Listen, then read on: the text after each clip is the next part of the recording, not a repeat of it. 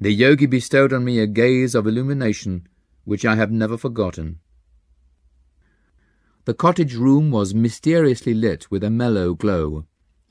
Ram Gopal arranged some torn blankets on the floor for my bed, and seated himself on a straw mat.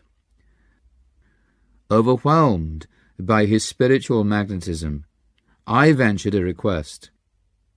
"Sir, why don't you grant me a samadhi?" "Dear one, I would be glad to convey the divine contact, but it is not my place to do so." The saint looked at me with half-closed eyes. "Your master will bestow that experience on you shortly."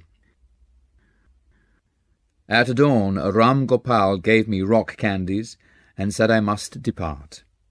After touching Ram Gopal's feet, I entered the jungle. I made my way through its tropical tangle and over many paddy fields, until I reached Tarakeshwar. There I made a second pilgrimage to the famous shrine, and prostrated myself fully before the altar. The round stone enlarged before my inner vision until it became the cosmical spheres, ring within ring, zone after zone, all dowered with divinity. I will meet thee, I will touch thee, I will love thee, and coax thee to my altar of peace, and coax thee to my altar of peace. I entrained happily an hour later for Calcutta. My travels ended not in the lofty mountains, but in the Himalayan presence of my master. And coax thee to my altar of peace, and coax thee to my altar of peace.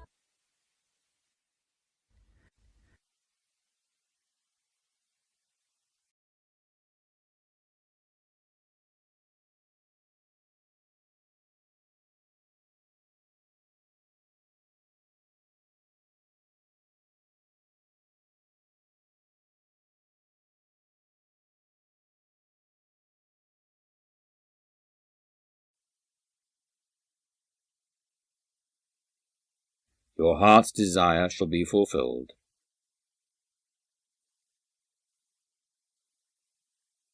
He struck gently on my chest above the heart.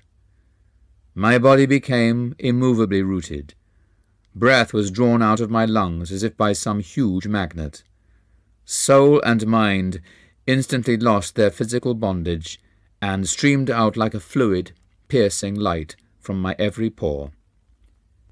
My sense of identity was no longer narrowly confined to a body, but embraced the circumambient atoms. People on distant streets seemed to be moving gently over my own remote periphery. The roots of plants and trees appeared through a dim transparency of the soil. I discerned the inward flow of their sap. The whole vicinity lay bare before me. My ordinary frontal vision was now changed to a vast spherical sight, simultaneously all-perceptive. All objects within my panoramic gaze trembled and vibrated like quick motion pictures. My body, masters, the pillared courtyard, the furniture and floor, the trees and sunshine occasionally became violently agitated, until all melted into a luminescent sea.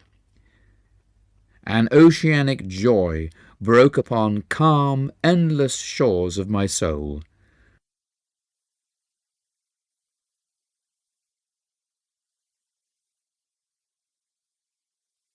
In the temple of Samadhi,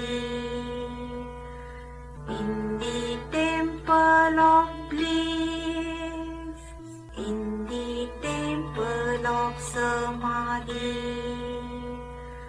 in the temple of bliss, I will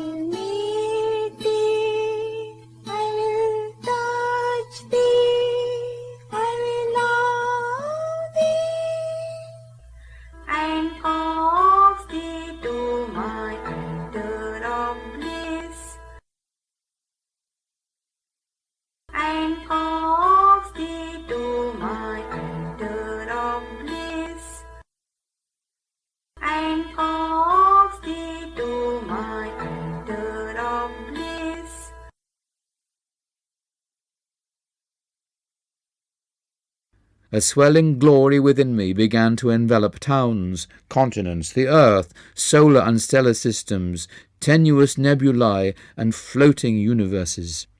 The entire cosmos, gently luminous, like a city seen afar at night, glimmered within the infinitude of my being. The dazzling light beyond the sharply etched global outlines faded slightly at the farthest edges. There I saw a mellow radiance, ever undiminished. It was indescribably subtle. The planetary pictures were formed of a grosser light. The creative voice of God I heard resounding as Om, the vibration of the cosmic motor. I will meet thee, I will touch thee, I will love thee, and cause thee to my altar of bliss, and cause thee to my altar of bliss.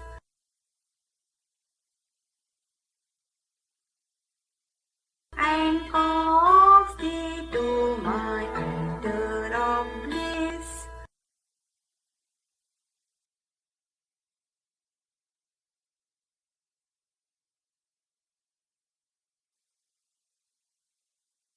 And cause thee. Suddenly the breath returned to my lungs. With a disappointment almost unbearable, I realized that my infinite immensity was lost. Once more, I was limited to the humiliating cage of a body, not easily accommodative to the spirit. Like a prodigal child, I had run away from my macrocosmic home and had imprisoned myself in a narrow microcosm. My guru was standing motionless before me. I started to prostrate myself at his holy feet in gratitude for his having bestowed on me the experience in cosmic consciousness that I had long passionately sought. He held me upright and said quietly, "You must not get overdrunk with ecstasy. Much work yet remains for you in the world."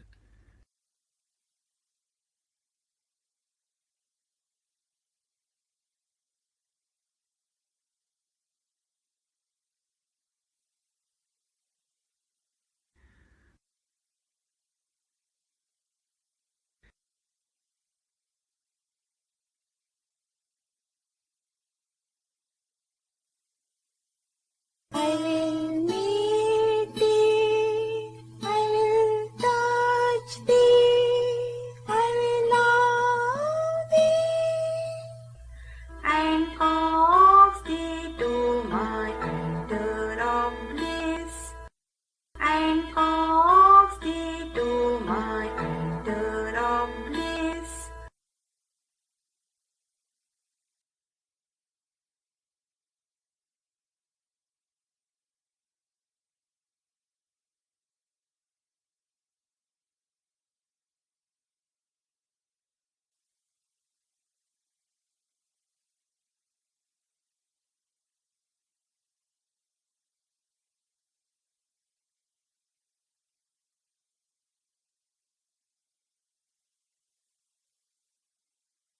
So his whole consciousness became absorbed in that, finishing what he felt Divine Mother wanted him to finish in the way of his writings. He went over the lessons, he went over many of the previously published articles and items.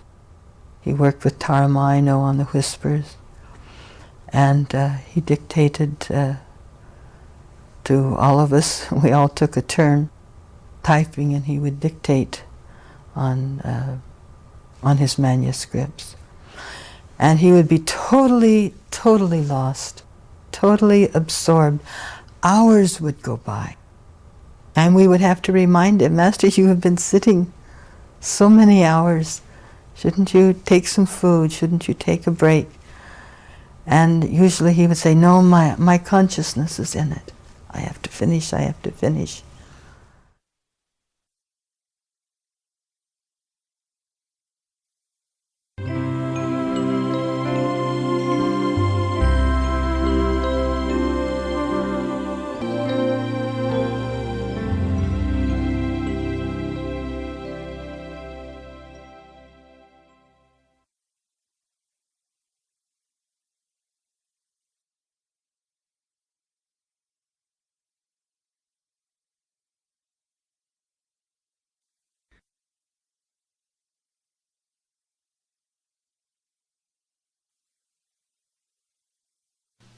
prayer at eventide.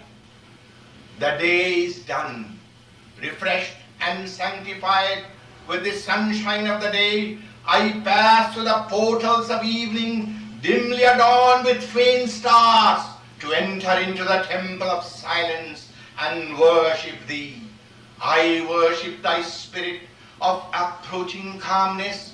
What prayer shall I offer? For I have no words to offer thee. I shall light a little fire of devotion on the altar of my soul. Will that light suffice to bring thee into my dark temple, my dimly lighted temple, dark with my ignorance? Come, I crave, I yearn for thee, my beloved, my infinite beloved. Come into the temple of eventide and receive the unctuous fervor of my soul. O mighty Spirit, O mighty beloved, O Spirit, receive the unctuous fervor of our souls. Oh.